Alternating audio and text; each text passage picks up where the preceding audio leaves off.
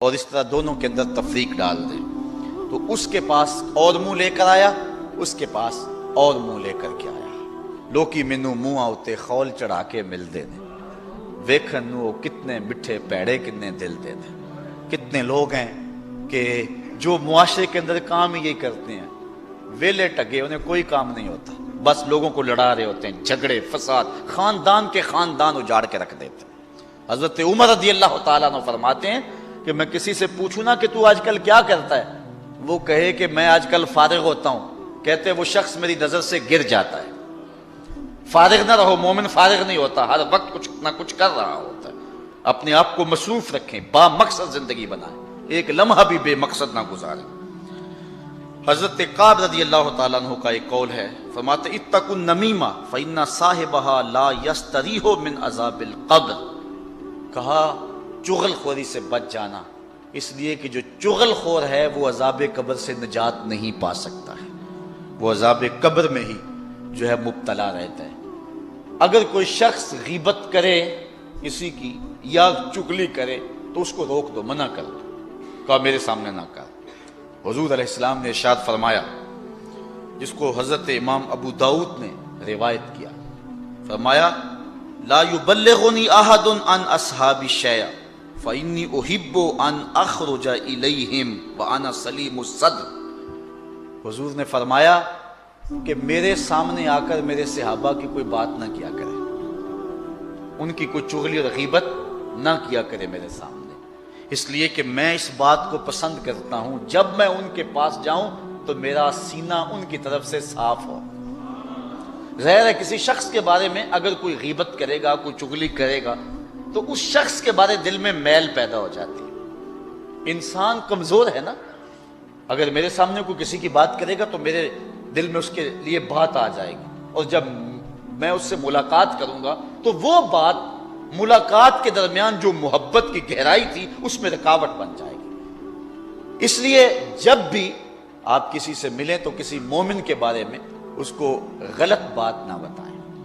اور آقا کریم علیہ السلام کا سینہ تو ویسے ہی صاف ہے، یہ جو کچھ حضور نے فرمایا ہے یہ حضور نے ہماری تربیت کے لیے فرمایا ہے۔ حضور کے سینے پر تو میل آ ہی نہیں سکتا نا، حضور کا سینہ تو جو ہے وہ اتنا مطہر ہے اور اتنا پاک ہے، اللہ اکبر، اور دل اتنا طاہر ہے۔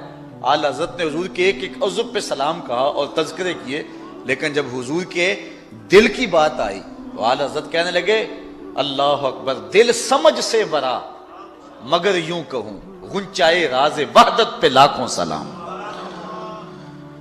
اور ایک حدیث کے لفظ ہیں، حضور نے فرمایا الا اخبرکم بشرارکم، میں تمہیں خبر نہ دوں کہ تم میں سے سب سے شریر لوگ کون سے ہیں؟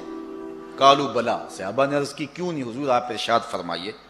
قال المشاؤون بالنمیمۃ المفسدون بین الاحبہ، وہ جو چغلی کرتے ہیں اور دو دوستوں کے درمیان تفریق ڈال دیتے ہیں، فساد کرتے ہیں محبت والوں کے درمیان۔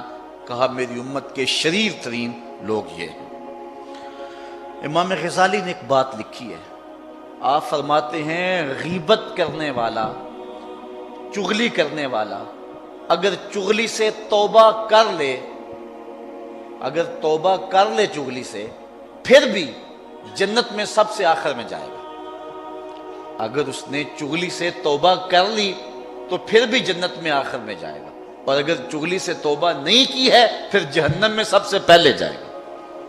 اب آپ اندازہ کر سکتے ہیں کہ یہ کتنا برا اور کتنا بڑا گناہ ہے۔ ایک حدیث میں آتا ہے کہ قیامت کے دن جب بندہ اللہ کے روبرو حاضر ہوگا تو اس کے نامہ اعمال میں کچھ بھی نہیں ہوگا، وہ دیکھے گا تو کچھ بھی نہیں، وہ کہے گا اینا صلاتی و سیامی و طاعتی، مالک میرے روزے کدھر گئے، میری نمازیں کدھر گئی، میرے نیک اعمال کدھر گئے؟ اللہ تعالیٰ ارشاد فرمائے گا ذہب اعمالک کلہ، تیری غیبتیں اور تیری چغلیاں تیرے سارے عمل کھا گئی، اب تیرے نامہ اعمال کے اندر کوئی عمل موجود نہیں ہے۔ کبائر میں سے چوتھا کبیرہ گناہ کسی پر لعنت کرنا ہے۔ کوئی کتنا بھی گناہ گار کیوں نہ ہو اس پر لعنت نہ کرو۔ حضور نبی رحمت صلی اللہ علیہ وآلہ وسلم نے ارشاد فرمایا لعن المؤمن کا قتل ہی، مومن پر لعنت کرنا ایسے ہی ہے جس طرح اس کو قتل کر دیا گیا، اتنا بڑا جرم ہے۔ اور بخاری مسلم دونوں میں روایت ہے، حضور فرمایا سباب المسلم فسوق وقتالہ کفر، مومن کو گالی دینا فسق ہے اور اس کو قتل کرنا کفر ہے۔ اور ایک روایت کے اندر ارشاد فرمایا لا ینبغی لصدیق ان یکون لعانا، کسی دوست کو یہ مناسب نہیں ہے کہ وہ دوست کو لعنت کرنے والا ہو۔ دوستی میں کمی بیشی ہو جاتی ہے، میاں صاحب فرماتے یار یاراں دا گلا نہیں کرتے، اصل پریت جنہ دی، جب محبت ہو تو محبت میں اونچ نیچ ہوتی رہتی ہے، یہ نہیں ہے کہ تھوڑی سی بات آئی تو لعن تان شروع کر دی۔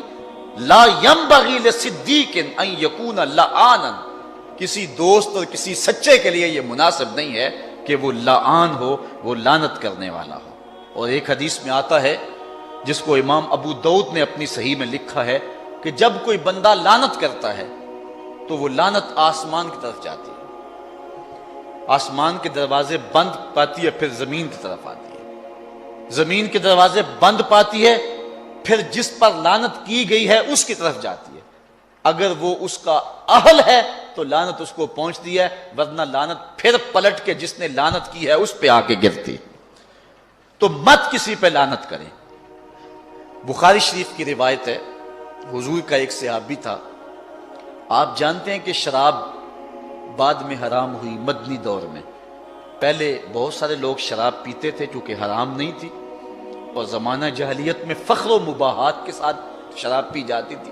چند لوگ تھے کہ جو زمانہ جاہلیت کے اندر بھی شراب سے بچے ہیں، جس طرح حضرت علی المرتضیٰ رضی اللہ تعالیٰ عنہ، حضرت صدیق اکبر رضی اللہ تعالیٰ عنہ، حضرت عثمان غنی رضی اللہ تعالیٰ عنہ، اور کئی صحابہ ہیں۔ لیکن بہت سارے ایسے لوگ تھے کیونکہ حرمت نہیں تھی اور وہ شراب پیتے تھے، اور یہ ایک ایسی چیز ہے کہ غالب کہتا ہے کہ چھٹتی نہیں کافر منہ سے لگی ہوئی، جب حرمت آ گئی صحابہ نے مٹکے بہا دیے۔ لیکن کچھ لوگ تھے کہ جن کو اس کی عادت بہت زیادہ تھی تو ان سے تھوڑا سا مسئلہ ہوا۔ ان میں سے ایک صحابی تھا جس کا نام کچھ اور تھا لیکن لقب اس کا حمار کیا جاتا تھا، اور آقا کریم اس سے پیار کرتے تھے، اور وہ تھا ہسمکھ، حضور سے پیار کیا کرتا تھا، حضور اس سے پیار کیا کرتے تھے، اور حضور سے وہ مزاح کیا کرتا تھا اور حضور اس سے مزاح کیا کرتے تھے۔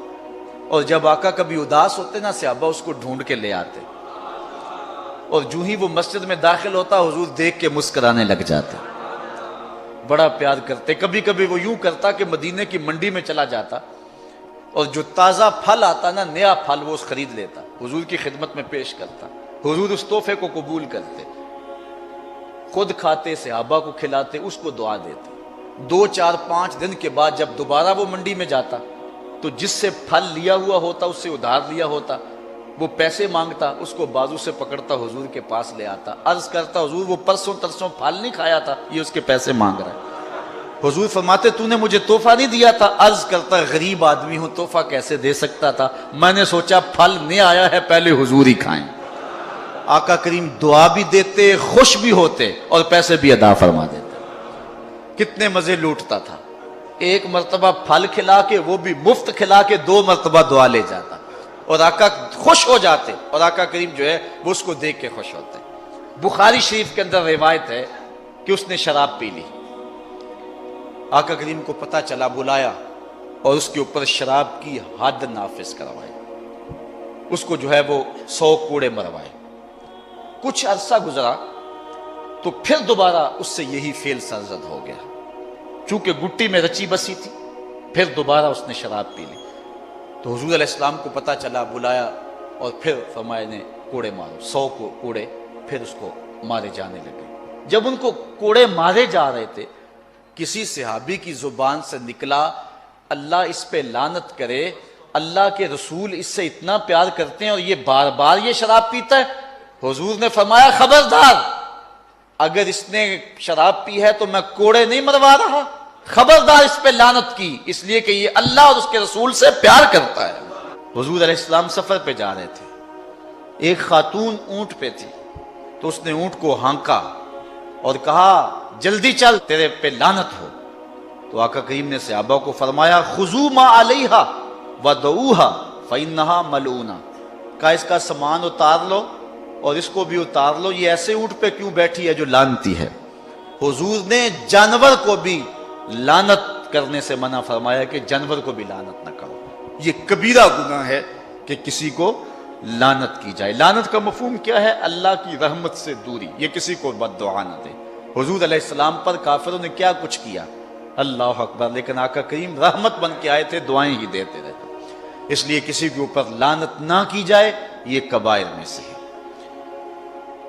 پانچواں کبیرہ گناہ جو انسان کو بدبخت بنا دیتا ہے وہ یہ ہے کہ اللہ کے ولیوں کو اذیت دی جائے۔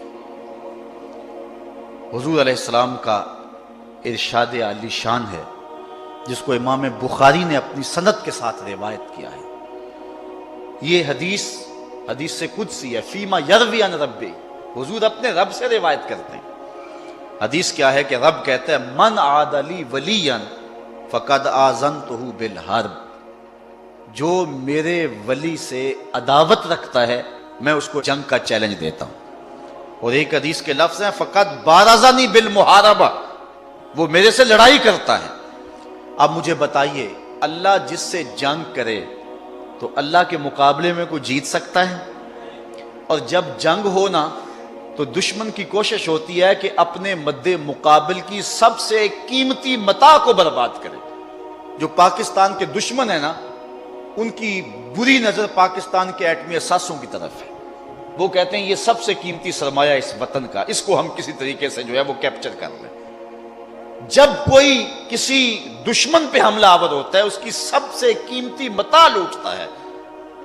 جو ولی سے دشمنی رکھے، اللہ کہتا ہے میری اس سے جنگ ہے، تو اللہ جس سے جنگ کرے گا سب سے قیمتی متاع برباد کرے گا نا، تو سب سے قیمتی متاع ایمان ہے۔ جو ولی کا دشمن ہوگا ایمان سلامت نہیں رہے گا، اللہ ایمان اس کا برباد کر دے گا جو ولی سے دعوت رکھے گا۔ اللہ اکبر۔ حضرت امام نبہانی حضور علیہ السلام کے ساتھ بہت پیار کیا کرتے تھے، اور انہوں نے جو جواہر البحار لکھی ہے 4 جلدوں کے اندر، جواہر البحار فی فضائل النبی المختار صلی اللہ علیہ وسلم، یہ حضور کے اوصاف پر کمال کی کتاب ہے۔ اب تو ترجمہ بھی ہو گیا، ضرور پڑھے اس کو، لا کر کے حد کر دی۔ جواہر البحار کا معنی ہے سمندروں کے موتی، کہاں کہاں سے موتی تلاش کیے ہیں اور حضور کی عظمت میں جمع کیے انہوں نے۔ جب یہ کتاب لکھی امام نبہانی نے، تو اس کتاب کے لکھنے کے صلے میں امام نبہانی کو اللہ کے محبوب نے عالم بیداری میں اپنی زیارت نصیب فرمائی۔ اس کتاب کی قدر و منزلت کا آپ اندازہ کریں۔ امام نبہانی کی بیوی آپ کی خدمت کیا کرتی تھی، جب وہ کتاب لکھتے تو کوشش کرتی نے کوئی پریشانی نہ آنے دوں، عالم دین ہے، مصطفیٰ کی نوکری کر رہے ہیں، میں گھر کے معاملات میں تو انہیں پریشان نہ ہونے دوں۔ امام نبہانی کی بیوی نے یہ اہتمام کیا کہ میں خادم دین کی نوکری کروں گی۔ امام نبہانی کو تو جو صلہ ملنا تھا وہ ملا ہی، امام نبہانی کی بیوی کو کئی مرتبہ خواب میں حضور نے اپنی زیارت عطا فرمائی کہ تو میرے ایک نوکر کی نوکری کر رہی ہے۔ اللہ اکبر۔ ایک شخص تھا مدینے میں، اس کو روزانہ حضور کی زیارت ہوتی تھی۔ ایسے لوگ ہیں، حضرت ابو العباس المرسی فرماتے ہیں، آپ فرماتے ہیں کہ اگر آنکھ جھپکنے کی مدت بھی حضور میری نظروں سے اوجھل رہیں، ما عادت لی مسلمہ، میں اس گھڑی